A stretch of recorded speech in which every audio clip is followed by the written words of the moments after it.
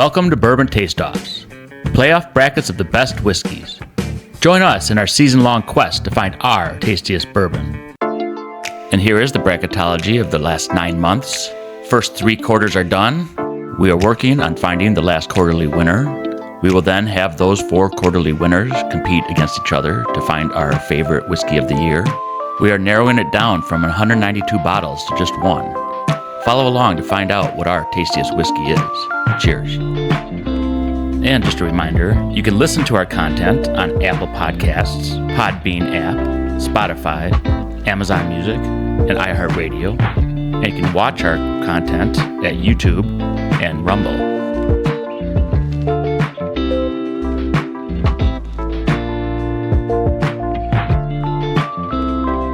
Hello, thank you for joining us on Bourbon Taste-Offs. This is episode number 50. 50. 50, huh? Yeah, and the last so we're going to do a Wisconsin episode. It's going to be a J.Henry. Awesome. Out of Wisconsin.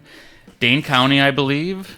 The last time we did a Wisconsin was episode 25, and the time before that was episode 1. Ooh. And so it's kind of on track to be episode 1, 25, and now 50. Yeah. And so which ones did you guys do in 25? oh, I wasn't there for that one. That's a good question. We did these. The bottles tasted in episode 25 was a quirky and humble blend from Dancing Goat Distillery, Cabin Strength, Dirty Helen, and Driftless Glen. And I'm one of your hosts. I'm Todd. I'm Chris. And I'm Adam. J.Henry. They use a heirloom red corn. Ooh. And the glasses are all labeled in red. Man, look at you on point lately with your numbers and colors. Colors, numbers. Man. Speaking of numbers, we're going to roll numbers to find out what is going to Perfect. go now against 4 because we have a 3-sided die. We're going to do 1, 2, or 3. One. One will go against 4. And, of course, Chris was a little confused on the last episode. Well, we will start with 1. Always start with 1, though. Yeah. And 1, 4. Okay, but what if you roll? I guess if you roll a 1, yeah. All right, fine. So there's. I still don't like it. I say it's 4, and then whatever you roll, whatever. You know what? We don't got time for this. Let's go. Things are happening. I guess Stuff's so. in motion. Yeah, and speaking of happening in motion, here's the lineup. The bottle lineup in this episode is, in glass 1, is J.Henry Anniversary Blend. It's a limited edition 2024. It's a Wisconsin straight bourbon whiskey, cask strength, and it's 122 proof. Glass 2 is J.Henry Bellefontaine Reserve. It's a Wisconsin straight bourbon whiskey finished in cognac barrels. It's aged 5 years, and it's 103 proof. Glass 3 is J.Henry Small Batch, Wisconsin straight bourbon whiskey, and it's 92 proof. Glass 4 is J.Henry Patton Road Reserve. It's a Wisconsin straight bourbon whiskey, aged 5 years, single barrel, and it's 120 proof. Cheers, fellas. Yeah, bumps, guys. To Wisconsin. 50 episodes. No kidding. The 5-0. And you wouldn't think other people from different countries have seen this, but my analytics show that a couple of people from Brazil have seen it. Oh, man. But if the number from that Brazil crazy? is, like, that'd be pretty cool. That would be cool, yeah. Yeah. But either way, you have to be in, the Todd has The United currently States. 1 to 2 Brazilian viewers. That was awesome. Bumps. That was a dad joke without needing the book. That was good. You know how popular you were. Brazilian. Brazilians. That's cool. I was asked recently if we were going to ever do a live stream. If we get big Yeah. enough, we will. Yeah. For sure. Yeah, that'd be fun. Yep. That's a lot of tannin. Yeah. I'm getting a lot of grain notes. A lot of grain, like in the taste. It's a strong tannin. I want to say it's tannin unless I'm mixing it up with something, but it's a lot of. I'm getting those oaky notes that I've been kind of missing, for sure. Okay. Yep. Yeah. Yeah, these are going to be more oaked, I believe. Oh, yeah. Definitely oaky. Love it. But it's also, I'm getting a finish on it. I'm not getting necessarily a finish, No? but I'm getting, like, those vanillas from the barrel, for sure. Yeah, maybe that is what it is. God, I can't... I wrote I went to go write the word vanilla, and I wrote Vinny. I don't know why that happened. I know why. Alcohol does that. Oh, shit. Who'd have thunk it? Right? Alcohol makes you do a lot of things. Oh, yeah. I've noticed. Isn't there a song about that where it makes you put like a lamp on your head? And I don't. Brad Paisley, the song Alcohol? I do not know that song. Yeah. I don't either. Oh, Although you Brad meant- Paisley, for some reason in my head all morning long was Red Solo Cup. He sings that too? No, Isn't that Trace Adkins? no, Toby Keith. Toby Keith. But for some reason that it's just a doom doom doom doom. It's stuck in my head all while lying in bed, waking up, and then it literally into everything I did during the day, walking the dog, that whole beat of Red Solo Cup. And it didn't subliminally make you get like a drink out of a Red Solo cup? I knew I was coming here for drinks, so Yeah, there you go. I'm trying to decide what the proof is right now.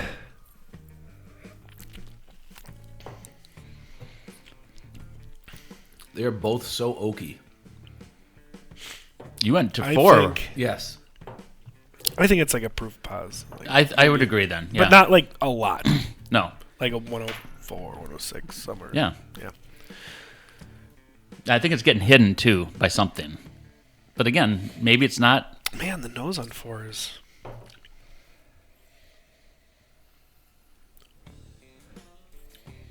I think my nose is burnt out now. From other ones we've gone ahead and tasted, knowing that different places have their own stock and stash of barrels of oak for their barrels. Is there how much of a difference is there in taste from? I don't know where J.Henry gets their oak from for their barrels or their barrels. That is true. I thought I remember seeing that was they get, or was that? Damn it! I think that was Woolersheim. Woolersheim used their own wood. I don't from the know. winery? Yeah, and I don't know if J.Henry uses their own. It wouldn't be surprising though if they used Wisconsin oak. I wouldn't be surprised either. Like up in Hayward, there's a ton of trees. I mean, you brought a bottle earlier today from the Waterford, which says it comes from Minnesota oak. Yep. Sure. So I wonder, do certain oaks, or could it be how they do it, the charring and all of that, give a more oaky tannin kind of versus Like how much? your Kentucky? How much does yes. the cooperage have to do with the outcome of the flavor profile? The cooperage and the forest. Yeah. I mean, with growing grains, growing like in wines, growing grapes, you go and change latitudes, and it vastly changes. Because of the climate. Exactly. and the- So hops are completely different if they were down in Kentucky versus here. Seattle. Grapes are different here versus up in Seattle. So is the wood. Yeah. So how much does it change how the wood tastes? The wood, you want like smaller rings, and you're gonna have smaller rings in Wisconsin because of the winter. They have to go dormant, and so they're not growing as fast. So, but You how does know? it compare from there? We should get like a charcuterie board of different oaks that we Right. can taste. Get some Montana, some Idaho. the South Wyoming. African oak. Well, we had. I'd like to try the South Colombian oak. African pear wood with the South African oak wood. So typically, I'm going and getting the bourbons. You can go around and get the woods. I'll get Yeah. the woods. Yeah, and I'll come up with different fruits. Different We'll fruits. get to go. We'll get the fruits. I love it. But you have to get the Antarctic pear. That one's going to be the tricky one. They're both very good. Mm-hmm. Yeah, I mean, I think when I first started drinking bourbons from Wisconsin, I thought maybe, they're not going to stack up to Kentucky options and stuff, but you cannot disparage Wisconsin options. I mean, and I had that same kind of thought, especially like my wife was very poo-pooey on like Wisconsin bourbons, but then you think what makes the heat cycle a thing, right? And it's not uncommon for us to have 40-degree temperature swings in a day. right. And like, it may be 60 to 100 degrees in Kentucky, but we'll have it where it's, 40 to 80 degrees. And that's 40 just to it. 60. That would be the big differentiator for us is how does that do it that our colds get much colder. Yes. Our hots aren't quite as hot and they're not as long. But it's really just the swing of temperature because they say that bourbon goes dormant in cold temperatures because it's not, contracting and shrinking. It's like... It's all about the difference of swing. Depending on how much it goes. I mean, I'd say it dormant, but you go and look at my concrete around my house, and I will tell you that did not go dormant in the cold. That definitely had a lot of Like, I wonder if shaking any of that's like that the Sub-Zero stuff we get, almost like jacking is an old way of like distilling stuff. Like Laird's Apple Jack is because they used to like ferment like apple cider and then let it freeze and they'd skim off the water and then what's left is your alcohol, right? Yeah. Well, I wonder if that has anything to do with how the bourbon reacts in the barrel. If some of that water freezes out. And then when it warms up, because it's sitting on top, if that helps like pull it out and you get more of that direct spirit relation. I don't know what J. Henry's rickhouses look like or how they are in size compared to other ones, but if you think of the size of the ones you see at the big ones in Kentucky, up here, if they are open to air like they are down there, as they should be, or generally open, would they have like honey holes in the middle? Ones that basically, even when you're getting down to zero below zero, the outer ones are getting that. But as you go in, you're going to get the ones in the middle that, because of all of that volume of the whole building. Called insulation. Exactly. Yeah, the mass. It's mass. It's your heat mass. Yeah. That is going to, those ones in the middle are not going to get to that level. In the summer, they'll still go and heat up, but they are not going to be. And I wonder too. They won't go dormant. Sure. I guess. And I'm almost wondering too if like you're looking for those hot areas in those the brick houses down there. Maybe some of like the colder areas that do have a large, like up top in a corner of a rick house where it is on the outside, so it is going to get colder, but also it heats up a lot more. Like I wonder if like it changes in the rick house where your honey like hot spots are going to be. Yeah. All right. Super interesting. First road field trip trips is to go and we'll write this down. That'll be our first road trip experiment is to go and find out. Yeah. Rick house locations, northern versus southern. I agree. Yeah. And going back to the whole Wisconsin theme and everything, before I got into bourbon, I was into wine. And we were actually, and also before I got married, we were looking for locations in like wineries or wine settings and stuff. And a lot of Wisconsin wine is definitely different than like Napa wine and stuff because the season is much shorter. And if they use the grapes here, it's more of a cranberry type of like feeling to them, whereas bourbon is completely different because the grains are all going to be pretty much the same no matter where you're at as far as. Well, like they said, J.Henry uses heirloom the grains. red corn. Yep. And I think some of that's a lot of. I think there's been a couple other people have been doing it too. Is they use the grains because the Midwest, being in like that grain dairy belt where we're doing all that stuff, has kind of held on to some of these older strains of grains that are more resilient to different weather temperatures and everything. Yeah, I agree. All right. Going back to one, I went and I'm like, ooh. I went back. I didn't notice it the first time, but going back now, I'm like, I got to hit a brown sugar right off the top. Did it carry over from 4? Nope. I went back to 4. Okay. I did not get it. Back again. Nope. Each time back on 1, I got it. That is a huge thing for me. If I go up and that glass goes to my nose or my mouth and I get that right away, that immediately creates a mental thing already for the taste, and then suddenly 1 tasted a bit sweeter than 4. Otherwise, they both have a very similar kind of profile, at least to me, in my mouth. Very tanny, very oaky, which can be very overpowering. I can definitely see this is one that maybe some people would not like as much. But yeah, I made my decision. I'm going to go with 1. Okay. Very good. I will go. I agree. 1 it's punchy. It's actually like a high proof, definitely a high proof. I was initially thinking it was like a finished product where it maybe was finished in like a cognac or something, but I could be mistaken.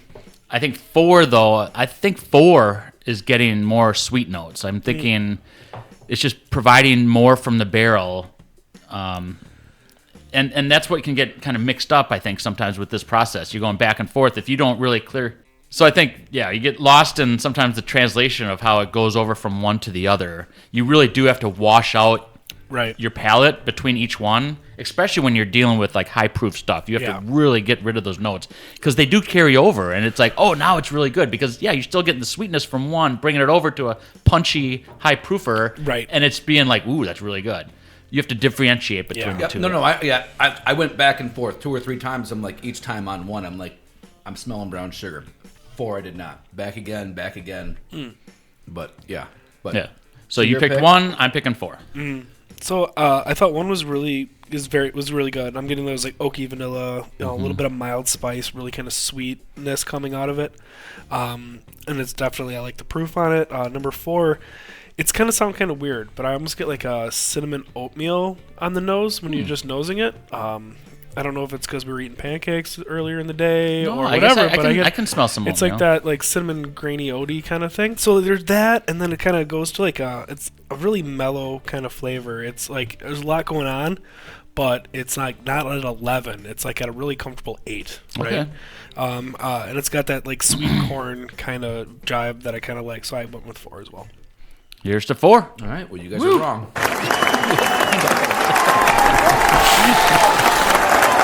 Yeah, dude, I was like going back and forth between the two of them, and I was like, one, I smell oaty, like one smells like oats. I didn't notice that until you said it, but and then you're 4, right. I was like cinnamon oatmeal. You are right about that. So they both kind of had, like we had previously discussed other times with Adam and your expertise on smells and smacking hands. They both had a yeasty. I definitely got kind of the yeasty to it. But then, yeah, like I said, once my nostril opened up, something like, ooh, that brown sugar came through and sort of like, all right, brown sugar with the yeasty, which the brown sugar is for me is a huge thing. Anytime I agree. That, it is, it right there. Yeah. Whether or not, as long as it doesn't taste like horrid, it's going to be a big thing that then mentally all of that then goes into your taste. So I agree, and that's a great point, Chris, because there are like probably 4 tasting notes that will make me pick it like every time. It's going to be either a caramel, brown sugar, oaky, or like vanilla, or nutty. Like, you know, you brought when it was turkey. Adam versus Josh. Yeah. You brought the wild turkey, and it's like I love that nutty notes on bourbon. Like it's warm, it's inviting, it's savory. It's just It's like that sweet and salty kind of. Yeah, and if I get any of those kind of notes on something, I'm gonna go for that most of the time. Like if you are talking cinnamons and mints and things like that, I'll walk away. Yeah. Like, no, I don't want that. Well, and going to what you were saying too is like the yeasty kind of thing. That's 4 Roses' whole shtick, right? Is their different yeast strains. Yeah. which for me in 4 Roses, like in small batch single barrel, I don't know how much I've gone and smelled them because they are just so good and so smooth. I've never thought of it to that extent, but yeah, they are just, I don't know. Did you say 4 Roses? Or are you talking about like the 4 Roses? Are you talking about the yeast strain differences? I've never gone in to try and smell. See, only when I'm here. I guess now I've gone at home, I am trying to more. Here I'm obviously putting a bit more effort than I am when I'm sitting on my couch with my legs up and TV on. But because the flagship 4 Roses doesn't really use like the yeast strains and the mash bill strains. Like their standard generic, like you can buy in like the one. Yeah, they really don't advertise as what yeast strain and that kind of stuff. I've never had the standard 4 Roses. I've always had either the small batch is typically what I get. Okay. Yeah, there's a pamphlet right there actually that actually shows Chris right on the table there. So there's OE or OB, and that's the mash bill with 4 Roses, and then you have the second word is the yeast strain. Or the second letters of the yeast strain of each option. And typically, if you match up the yeast strain with like the SF is going to be a mint floral type of thing. If you match them both up, it's also going to say minty and stuff with the other one. It's just a different mash bill, the OE or OB. And so I have one of these too at home that I bought from down at the distillery, and I never even turned over to the back to see all of that. Yeah. Got to read all your literature. Yeah. I mean, 10 recipes. I know. You should read the literature. But you know what? There's alcohol. So yeah, but you're trying to find something. Like these ones, so far, even like number 2, like the nose on that, I'm getting like super bright. You know, which is interesting to see like when we get to look at the bottles to see like what it says about them. Seriously. Dang it. Yeah. These both, to me, unless it's just my nose is burned out, smell a bit less oaky, less yeasty than the 3 is still a bit yeasty, more yeasty. I'm just still on 2. Mm-hmm. I was just smelling. Oh, okay. You get a little bready off the 2, little like dark cherry kind of notes on the palate. Yeah. There's some sharp edges, which typically I really am not a fan of. However, with these, like, with the flavor notes in this, Right. the sharpness is almost like this sharpness is this note, and then this sharpness is this note, where it's like, wow, okay. I've never really thought of like sharp edges as being like complex, but when you're dealing with this particular one, Right. it does seem to be complex. Well, it's kind of like when you make like if you ever have like homemade a cherry pie, you don't want to use sweet cherries. You want to use tart cherries, or Sure. like apple pie, where you use like Granny Smith, because you're going to add sugar, so it's sweet, but it's still that edge on it. Okay. I think that's kind of what they're kind of shooting at. That's why I don't make pies. I don't know the difference. Oh, I love pies. Yeah. I do too. Yeah. Over cake.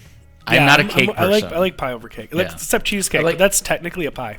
I love I feel cheesecake. like that's more of a pie. That certain is a cakes, pie. I'm not a huge, massive frosting person. The only time it's great is at weddings. I'm glad you guys had a whole bunch of notes on too, because I'm like, Is it one-dimensional for you? No, it's not. But I'm like, man, it's a lighter version of what I got from like 1 and 4.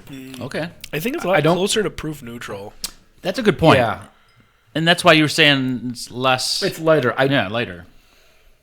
I don't notice any of the brown sugar smell, which was the big differentiator for me between 1 and 4.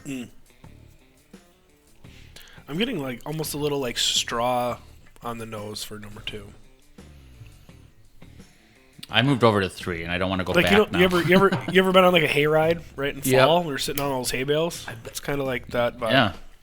I didn't. Yeah, I feel like he's like a super taster / super smeller. Yeah. He's a sommelier. And I'm like a very subpar. Like, not like I lost it from COVID. Like, I just never quite had it. I can smell things. I'm just, Yep. I can tell it's dog crap. Yeah. But Like I'm not going to tell the breed. right. Right. Adam's like, you stepped in something. Ooh, That's a Yorkie. that's that was definitely a German Shepherd, not a purebred. That's more of a. Yeah. Well, That was likely a rescue. That is I believe it that was is a rescue. tan and white Pomeranian. You can tell by the hints of South African pear. Yeah. Number 3's got a different nose together. Yeah. Yeah. It's, as we discussed earlier on, when there's like a lighter version of new furniture varnish smell. Yeah. Yep. And usually I like that if it has almost like that pipe tobacco-y kind of vibe to it, but I'm not necessarily getting that on this one. No. I am getting like a green fruit. I can't figure out which apple. My wife's not here to tell me which one I'm supposed to tell you guys it is. Does she find that humorous when we talk Yes. about that? Okay, good. I hope so. Well, she has like the craziest nose on the planet. Like we walk around the house and she's like, "Oh my god, I can smell this," or like, "I can smell." It's like I can't at all. Sure. And she's like, "Oh, Yeah. but it's this," and I'm like, "Cool." And so like when it comes to like doing that kind of stuff, yeah, that's like because like that's one of her things that she's really good at is using her schnoz. So She is really good with that. So I'm a little behind on actually putting out like the podcasts like to the YouTube options, Yeah. And so I'm really trying to catch up. So I'm putting out like 2 episodes a week with the podcast, and so I'm like re-watching a lot of the old episodes, and one of them had Becca sitting there. I'm getting like a leathery this. Like anybody else getting that? And we're like just jaw jacking. We're having fun. I'm asking if anybody else is getting that. that's so funny. she really wanted us to like validate her nosing, which is awesome because she is that good at it. Where it's like I want to know if anybody else is getting this, because if you don't, your nose is dead. Well, and speaking of that, so I went out after work last night with a couple of coworkers, and I don't know what beer I even had, and I was like, "Oh," I'm like, I just the smell was good, and the taste. I'm like, the taste is the way pipe tobacco smells. Pipe tobacco. And in my is head, awesome. I'm literally, it goes back to I'm like, this is like, I think it's Captain Black vanilla, which I think is what my dad smoked and my grandfather smoked growing up. I remember being in like a white pouch black red, and I thought it was Captain Black vanilla. I don't know, an old school. Levi Garrett. Are you comparing never that? mind. What are you comparing The that smell of right that. now to which one? Nothing to these because we were talking. Okay. Yeah, okay. yeah. Sorry. But like you were saying, because you had mentioned the smell of pipe Yes. tobacco. Sure. I don't get those either, but literally, I'm like, oh, literally yesterday. And then they both were like, yeah, I don't smoke. I'm like, no. I'm like, I don't care about your smoke. I'm Right. like, I don't like coffee. I don't know how some people can drink black coffee. I'm like, but the smell of coffee beans? Oh, dear God, that is so good. I'm like, I used to, for a while, we had a place that had whole coffee beans, and I got some, well, actually, it was when I was brewing beer, and I had some French vanilla coffee, whole coffee beans. Oh, my God, I kept a cup at my desk. I'm Just like, get a nose of exactly. I pointed, I'm like, oh, I'm bored. Oh, dear God, that is so good. But then you go and, yeah, you burn it with boiling water, and I'm like, this doesn't taste as good. Well, I know we've talked about it before, too, is like your sense of smell and memory recall is big. It's supposed to be. Yeah. I don't know if mine's working, but It is, but the fact that I could, and you guys both got it, that if I say, this tastes the way that smells, I know that the way that smells is not the way that tastes. sure. But We get it. you could, combine the two. Yep. Anyways, all right, so where are we at? This is bourbon, right? 2 and 3. 2 and 3. To me, these are very They seem less proofy than the first two, for sure. yeah, and they're both good. Like this is gonna be Yeah. a tough challenge, I think. I'm struggling between them both because I go with one, I'm like, oh, I really like this, and then I go to the next one, I'm like, wow, I really like this. I don't have the right words to go and describe with my vocabulary. I know which one I like more. I know what one I'm going with. I don't know how to go and... It's a little bit less tanniny. I know, like you said, one of the things you decide by is, how oaky Sure. it is. In mine, there's a certain point. In some of these, it is really in the face oaky. It's kind of like, oh, you like Scotch, and you like a little bit of the peat. And then there's the ones like, holy crap, that I just put a whole mouthful of peat in my a handful of peat in my mouth. I'm like, give me a light subtlety, not here choke on this. I can't do those like the Lagavulins and Artbags and Too much. Exactly. Yeah, Right. No. I'm like more of the Glens where it's there as a hint in the yeah, background. you're Maybe like, get a hey, little how's it going? smoky. I like the Highlands, a little bit more malty. He's like, your other side of the bar. Hey, just high five. Slap hands. Not a, hey, what are you doing? I'm wrapping your face. Come on, let's go and do this right now. Whoa. Yeah, that's a little aggressive there, All Chris. right, I'm going to go with, now that I'm being aggressive, I'm going to go with 2, now that I'm being canceled by Todd. I will not cancel you. I'm not a canceller. I'm a chancellor. I'm going to go with number 3 then. I like the, I'm getting a little bit of green fruit, a little bit more oaky on number 3. The flavor profile on it coming off for me is a little bit mild. It's really sweet, a little bit of cocoa cherry action on it. And I think it's probably a proof neutral to maybe a little proof neg. There's a lot of stuff. Like, you just need to write the back of the bottles. No, I mean, like, every episode I have, like, a whole sheet. I know Where you did do. all my papers go? Like, I'm like, like I think we're saving them. it's like a good. flip book. Right? Oaky. That was good. Holy cow. Whatever voice sound effect you just did sounded like cards being shuffled. Perfect. Yeah, you. Yeah. 3 is more oaky. Your next or more career tangy is and like yeasty. just sound effects for cards. Oh, yeah. The nose feel it. The nose is definitely way different on the 2 of these. So, anyways, what are you, Todd? Yeah, You're the tiebreaker. I'm tiebreaker. 2, he's 3. And that's the difficult thing I'm really debating you right now enjoy, like, because I started by saying this is gonna be a tough decision. You guys make me decide right now, and it's like Yeah. so 2 I just had. It's a little tannic. It's like drying. It's a good flavor. It does taste good. 3 does. I started out by saying like one of these seemed to be finished, and now I'm thinking 3 is finished, but maybe not. Can I suggest you think of something when you try number 2 just one more time? Brandy. Yeah. Well, then that's going to be the cognac. Right. Right. And I'm not. Maybe I'm searching for it. Maybe I'm not. But either way, 2 and 3 was really close for me because I think 3 might have a little bit. You said it's proof negative, Adam. I think, number 3 is like proof neutral. Or maybe a neutral. little bit, yeah. Right. I think it's a little stronger than 2, maybe, and that's why I'm picking 3. I like the proof, and actually just there are just nuanced complexities to it that I do appreciate, and so I'm going with 3 as well. Cool. So here's the 3. Woo! Pick mine. All right, so we're going to show now 1 and 2 because they were the ones voted out, and we will talk about them. Thank you. All right, so we're back, and we're going to talk about bottle 1, because that was the first one eliminated, and it was a J.Henry, which they all are. Unbelievable. The cast. So this is actually like the allocated of J.Henrys. Oh, gotcha. So you have to like go there to get it. Yeah, that's what I picked. I told you guys you were wrong. He's looking at me like, duh. Joey. How do you guys not know this? So this is a cast strength, and it's a small batch. They've got 22,340 bottles, and this happens to be bottle 1012. So it's a very limited release, and it's like this was an option on a raffle option that I was able to try to get.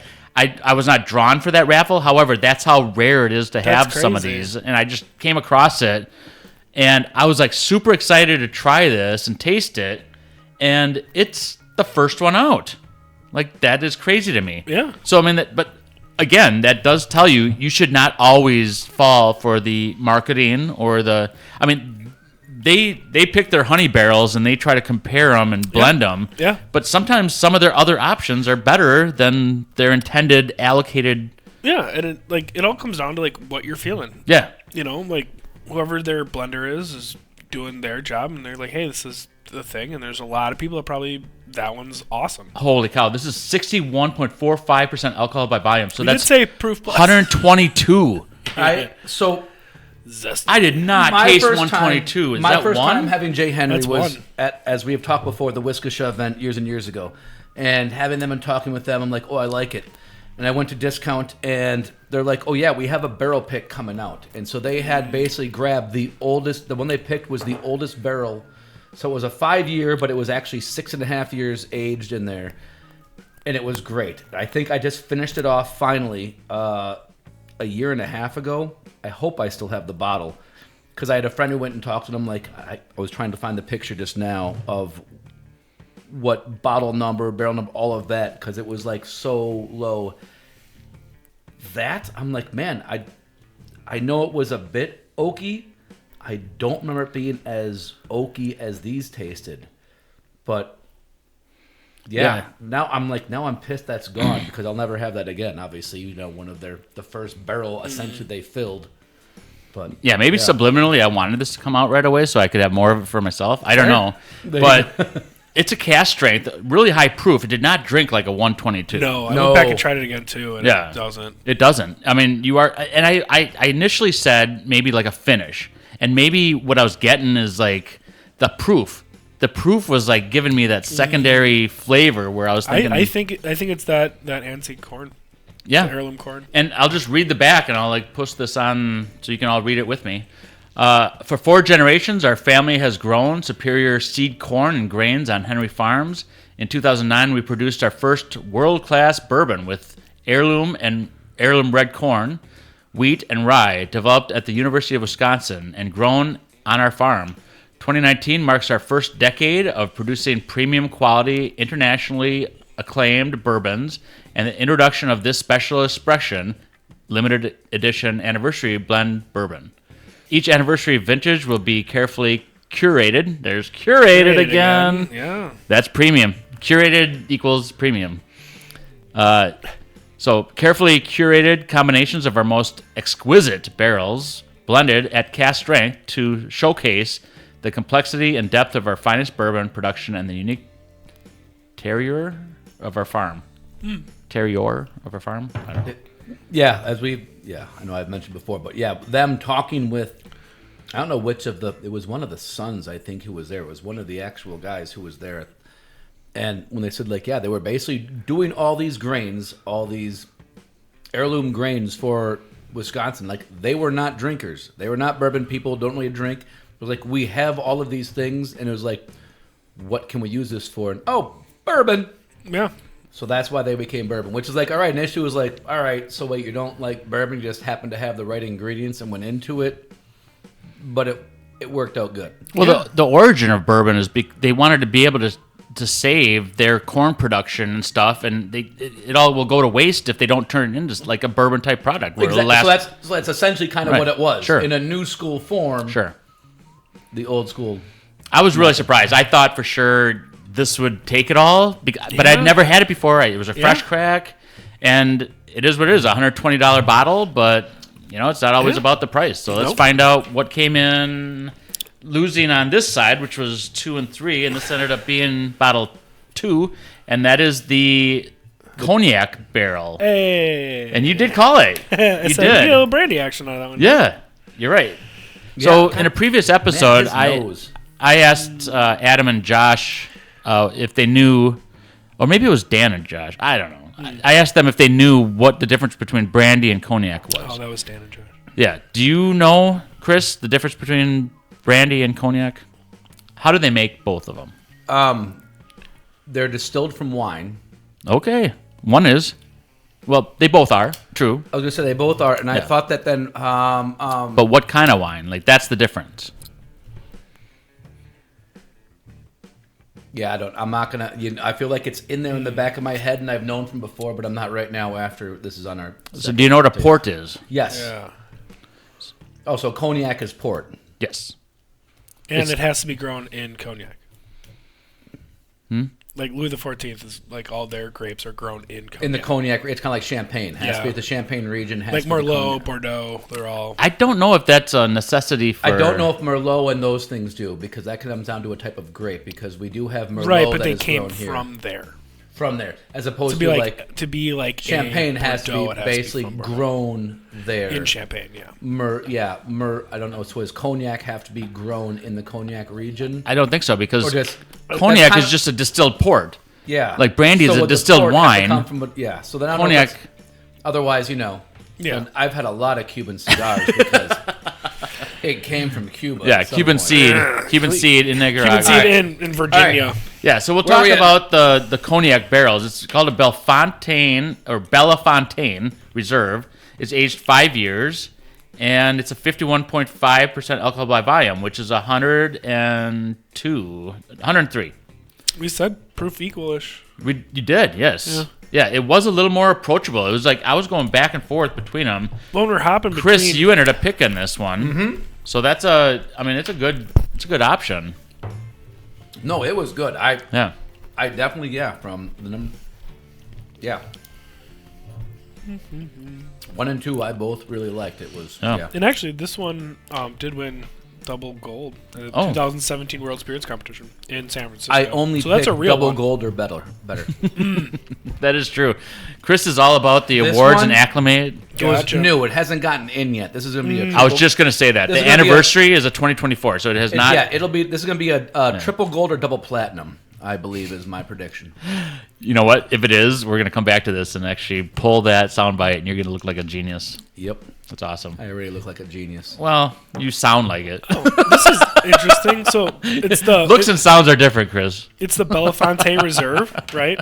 And that's the connection to the family's roots. It's their French heritage from the Bellefontaine farm that was originally in Basco, Wisconsin. It was also called Frenchtown. So interesting. Tying together their family stuff, which is actually pretty I feel cool, like they tie a lot of that's mentioned on the flam. La Flama? Yeah.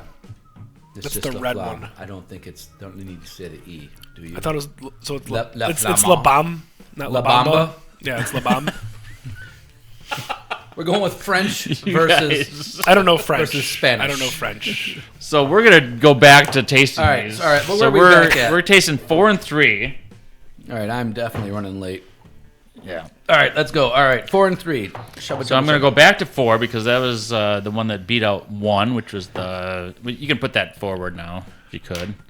It's the anniversary blend. This is an anniversary killer. That's what this is. So 4.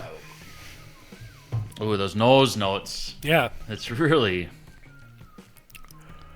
Now I got to search my soul to find what you guys saw in these. I think this is the brown sugar you brought over to 1. Like, it's interesting. Yeah, the anniversary blend, they're talking about taking like the best barrels and blending them together and stuff. That year, though. That year, correct. Yeah. I mean, I do... Well, now that you put it in my head. Sorry, I didn't mean to. No, I can... Nope, and now it's gone. I got initially a little bit of light brown sugar. And now I don't get it again. No, 1 had the brown sugar for me. Number 4's got that sweet corn flavor that I love. Yeah. And it's like tastes like bourbon. I agree. It could be. I wish it was a little bit more oaky, a little more tanny. So this one might be a finish. I don't think so. I think the only one that was a finish was the cognac. Okay. So now we're dealing with just straight up things. That's totally cool. But I'm saying, like, I'm not getting that oaky flavor that I would assume would get with that sweetness of the corn. Sure. So. And with 3, I'm getting a lot of sweetness from corn. Yep. Yeah. I was going to say 3, I get the sweetness from corn. Yep. I get more like a cocoa cherry on the palate. Sure. I can see that as a lingering finish note, the cherry. But as far as the sweetness you're getting when you actually have it on your tongue, I think it's the corn sweetness, which I'm a fan. I mean, like I said, the whole reason I got into bourbon was that corn sweetness. You know, I got away from Scotch. I tried to get it into Scotch before I got into bourbon. I did some. There was only so much I knew immediately. I like the smokiness of some of the peat, but some were just way too much. I like a lot of stuff from like McClellan. It's the Highland Scotch, so it's not smoked peated, not so much that way. But then like Glenfiddich and Glenlevin are a little bit more milder. They're more than mild, and I've always been told like, oh, go for the Glens. Yeah. And I have some Glenfiddich that I've managed to find on basically a clearance. I'm like, all right, a $45 bottle for $16. Yep. So that's a winner. It's the 12 or 15 year Glenfiddich. I have still 1 or 2 bottles left. After my divorce, I started dating someone that we went to a party, and they were like a subscribed like super snobbish like Scotch drinker, and they're like trying to get me into this. Oh, can you tell the difference between the peat or the Isles? You know, Was that Greg? No.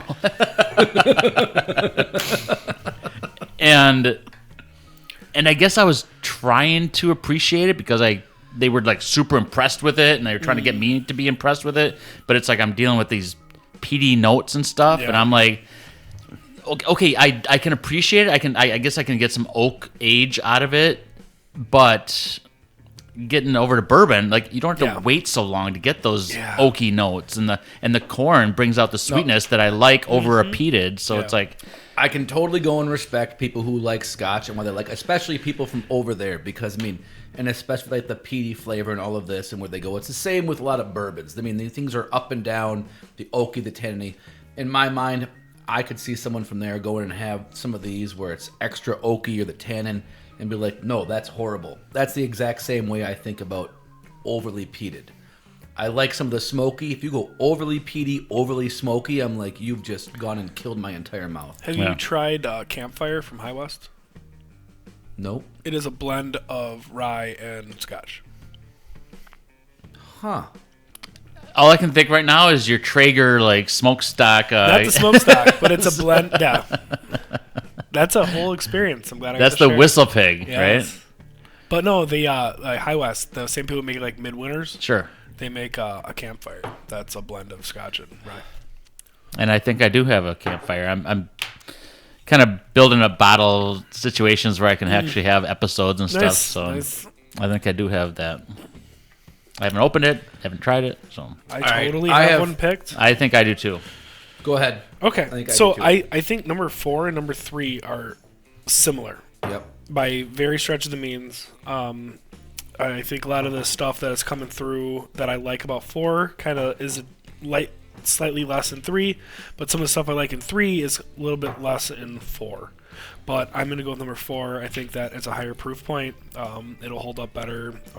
After trying all these all day, it's kind of like that proof holds up flavor profile-wise. And the things I like in both of them are the same things. They both have that like, cinnamon oatmeal-y kind of smell on them. They have that little bit of sweet corn, a little bit of vanilla, just mild oak flavor, nothing big and bold that way, but like it's a very nice product. I like number 4. So We'll let Chris go. They're both, like you said, they're both extremely similar to me. I've literally killed both. Mm-hmm. And I was going back and forth, not knowing which. And my last one, after the last little bit I had, when there's just so much left and it aerates so much, it's so thin, that left a bit more of a taste and a flavor note that remain there that I'm like, I kind of like. Otherwise, they were both kind of very equal to me, which, not knowing which ones are left, I feel like either these are this similar or they're going to be quite different and be quite shocking. But I'm going to go with 3. I'm going with 3. Very good. I'm wondering if you guys, I mean, sometimes you have like a Maker's Mark or you have like a Wild Turkey that has a distinct notes of, it should tell you that that's what it is. Do you think J. Henry has that? I think so. I think so too. I think that's kind of, it's their corn. I think is that heirloom red corn. Yeah. I know I know Driftless does. They always have that kind of cocoa-y kind of vibe Sure. going on. I don't know what that's from them, but like for the stuff for J. Henry, they all have that like sweet corn flavor. Yeah. That just continues throughout the whole thing, from when you smell it to when you taste it to when it finishes. I think that's their flavor.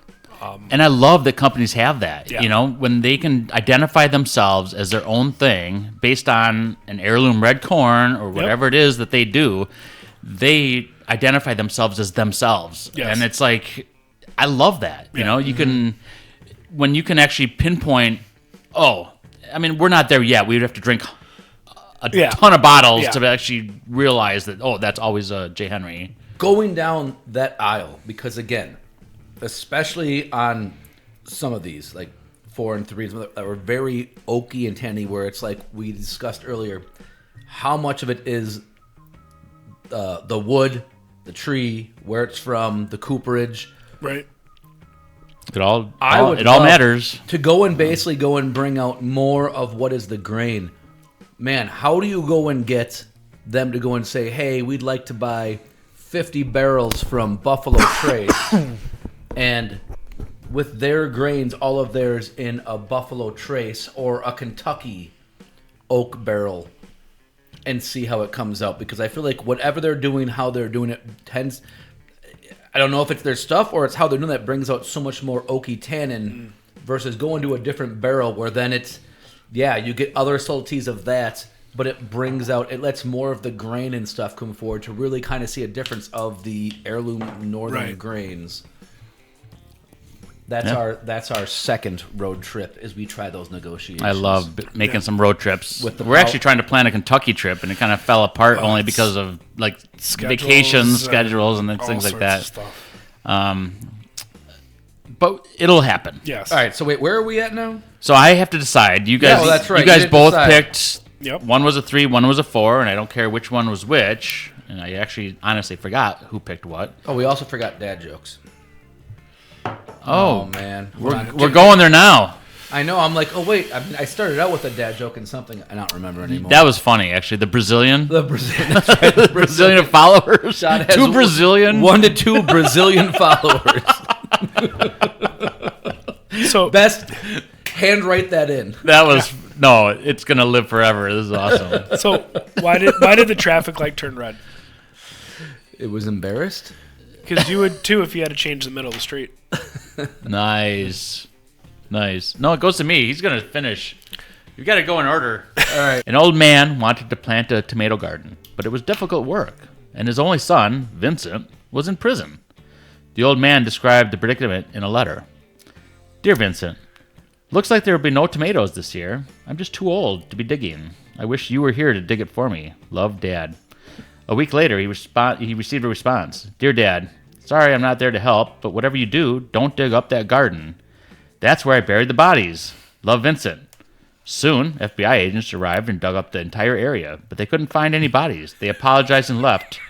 The next day, the old man received another letter. Dear Dad, you're welcome. Yeah. Go ahead and plant the tomatoes now. That's the best I could do under the circumstances. Love, Vinny. As soon as I heard that come out, I'm like, oh, Vincent, you genius. You're smart. That was awesome. Bastard. All right, I don't want to follow that up. I like that. We're going to stop. Mine was the Brazilian. Man, that was... Oh, I like Vincent. Mm-hmm. All right. This must be a real one because it comes from some, I don't know, internet, at Scott. I'm at a hockey game, and the players weren't really trying. But then a guy 5 rows up yelled, "Come on!" And then they tried harder. Oh, man. That is awesome. That is true, though. I mean, people think, like, come on. What do you do? You call that a black? Let's go. Come on. Come on, throw a strike. You know what? He's got a point. I should just throw strikes. I didn't think about that. I don't know why I wasn't throwing strikes. What? I wonder how many people on tomorrow are going to be talking about the refs with the Chiefs and like, come on, that's not a hold. It's the same thing. Yep. Yeah. So these weeks are going to be a little bit behind, but we have the Super Bowl coming up pretty soon. So, I mean, you could correlate that with like other things as well. It's like harder, faster. I am. Yeah, that's all I got. Give it a roll like cotton cotton.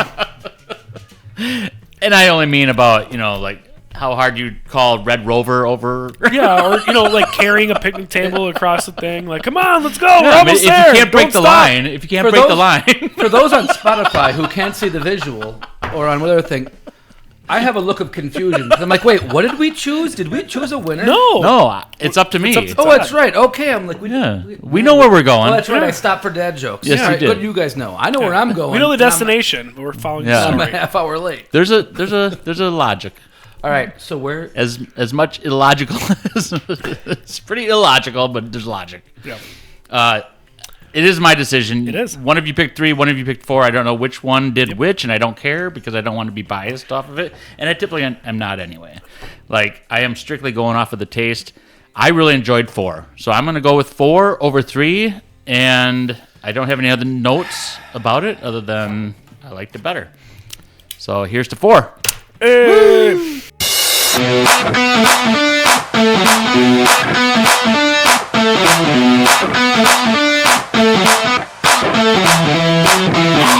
And I just want to see 3 brought out and be like, oh my god, that was the ultimate bottle I thought was definitely going to also go mega awesome. It's like I picked 3. I know you did. Because whenever you mention mega awesome, it's your pick. It's gonna be major rock stars. Right. So we're gonna bring those out. Now we're back, and we actually picked 4 to win. So we're gonna showcase what 3 was, and it is a J.Henry, obviously, and it is the straight bourbon whiskey small batch. And this is probably the least alcohol. It's a 46% alcohol, so that's 92. Yeah. So we got a 92 proof. We were saying proof neutral-ish. We were, yeah. Yep. So we were a little confused as far as the proof, I think, because we were confused with some of the high proof stuff. That's a very jarring difference. It is. But it wasn't that jarring as far as the taste. Right. One of these I thought was this. I don't know what the 4th. I don't know what all of their offerings are now. Sure. I haven't actually unlooked, but this I knew, and I figured would be the lowest proof. I'm assuming of the other ones, and I thought there might be a giant difference, but this one I did like more, a bit more smooth to me. I'm very curious to see what you guys picked, what number 4 for the winner was. Should we read the back? It is the straight bourbon small batch. It's the same ones that's on all of the backs. They're not different. We don't need to read it. Yeah, it's just the typically for over 75 years, a family has grown in superior corn rye whiskey. It's the same as the other one. The key to our exceptional bourbon is our heirloom red sweet corn, developed in the 1930s by the University of Wisconsin.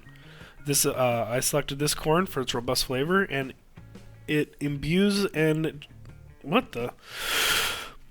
I selected this corn for the robust flavor it imbues. Period. Oh, okay. They've missed the punctuation. That's my problem too. Yeah. So I selected this corn for the robust and All right, we're going on 3 times in this. Here, do you want me to read it? No, it's good. So it's weird. You can try it. It's just we don't have to read it all. They're wordy. It's pretty much. It's kind of. It needs a comma. Really bad. but a lot of them say the same thing. They really want to showcase their farm. They want to showcase their heirloom red corn. They want to showcase the grains and things like that, the family history. Yeah. So it all kind of is the same. So we don't have to read every one. No, we don't. But we should, and we will, but we won't. Thank you. I mean, depends on how fast you have to get to your poker game. So we're gonna we're gonna showcase the one that won. And that is going to be a Patton Road single barrel, and it's actually a barrel pick from Ira's and Wisco Bourbon. So you mentioned I have that one.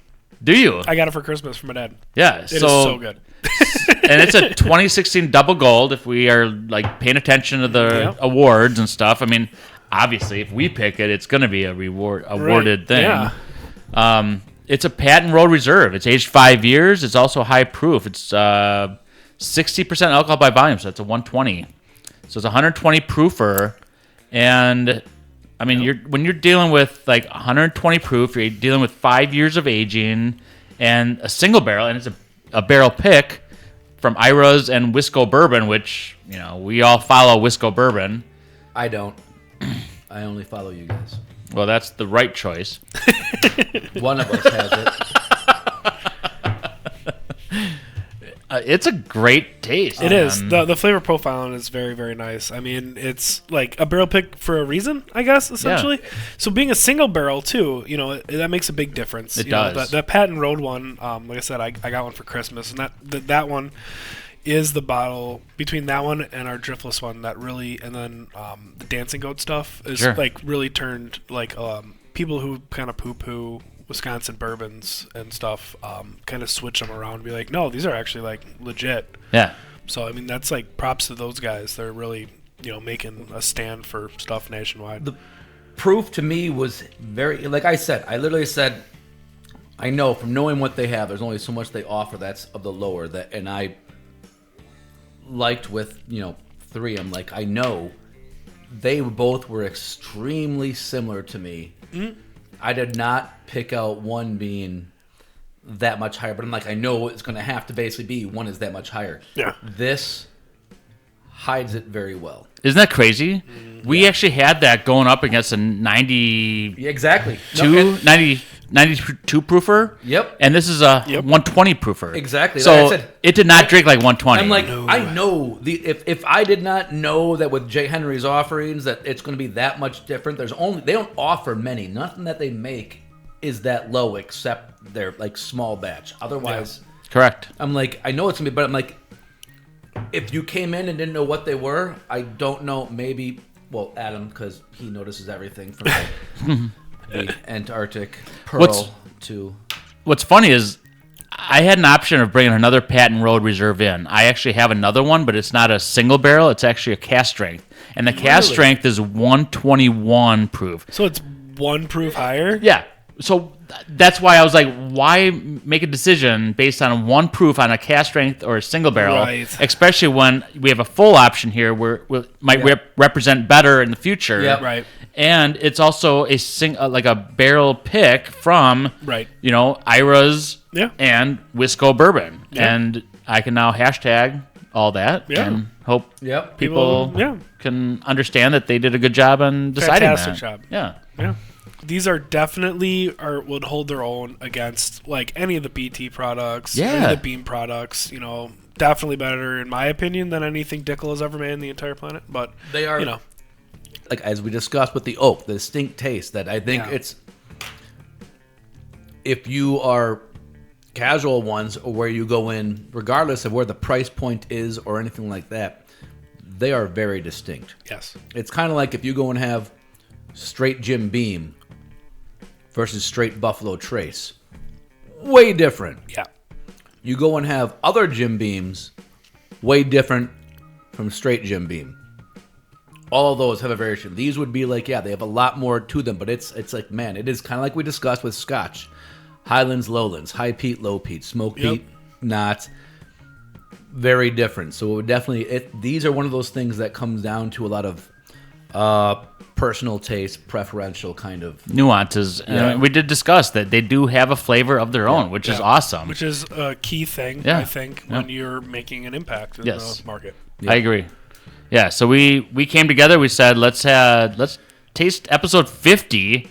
And by the way, episode 50, guys, episode 50, right? And we're like, let's be represented by a Wisconsin distillery. Wisconsin. Dun, dun, dun, dun, dun. Whatever the rest is, it's okay. I literally know the almost. Usually they fade out and go to commercial. They do anyway. And fade. But here's a J. Henry. I mean, Wisconsin's centered on the label. They have great products, fantastic options. Grab a bottle. What are you doing? You're going to do a screen grab.